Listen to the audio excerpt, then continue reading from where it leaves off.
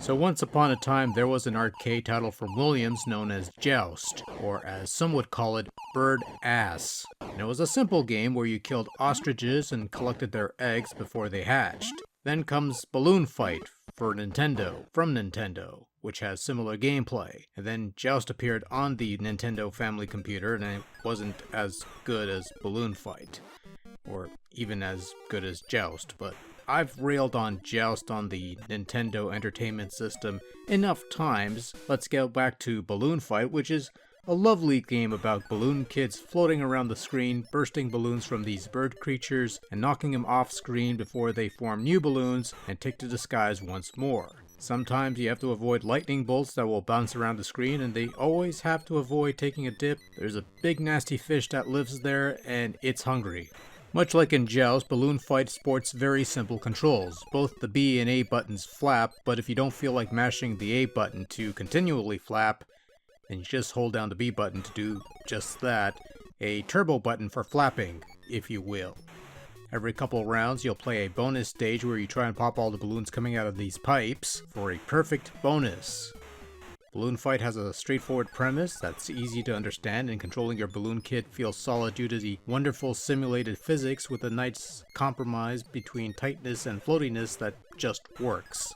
Balloon Fight offers two styles of play. The standard game, which can be played alone or with a second player to assist or impede your progress. However, in addition to that main game, there's also the Balloon Trip, a bonus game of sorts that has you controlling your balloon fighter through an auto-scrolling level, avoiding lightning bolts as well as sticking to the air to keep from getting eaten by the fish below. Your main goal is to get as far as you can on a single life in order to attain a high score, and there's a bit of a randomness to the proceedings after a while. Balloon Fight, much like many of the early Nintendo releases, is a very simplistic yet fairly detailed looking game. You have your little characters and you can make out their little flapping animations, oozing some semblance of personality. It's not much to look at in terms of setting with the stock black background with the stars and stuff, but it is a clean looking game with some semblance of consistency. Little in terms of flickering, virtually no slowdown, a fine looking game for the early days of Nintendo.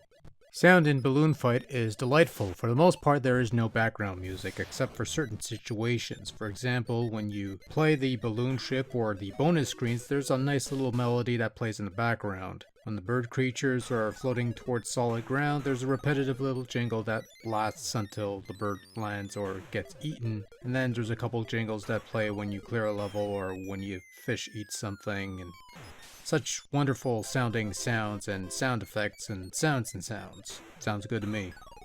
Overall, Balloon Fight is a fun derivative of Joust and does a better job of doing Joust on NES than the actual Joust game that's on the NES, which is still mind-boggling, but in all seriousness, Balloon Fight is easy to understand, challenging in its own way, makes for a fun two-player game, and even offers a bit of an endurance mode for those wanting something a little different. If you like fun games, then give Balloon Fight a shot.